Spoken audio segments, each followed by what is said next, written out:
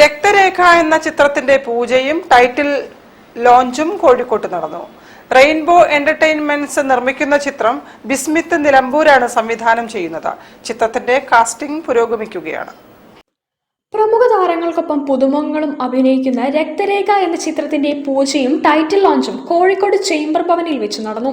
VM Vinu, Santhosh Keezhattoor, Nawaz Vallikkunnu, Nirmal പാലാഴി, Vinod Kovoor, MLA Ahammed Devarkovil, Dasettan Kozhikode, doctor Rajith Kumar, M Sajeesh, Appunni Sasi, director Bismith Nilambur, Pradeep Balan, Vinod Kozhikode, Vijayan Karanthur, Jayaraj Kozhikode തുടങ്ങിയവർ ചടങ്ങിൽ പങ്കെടുത്തു.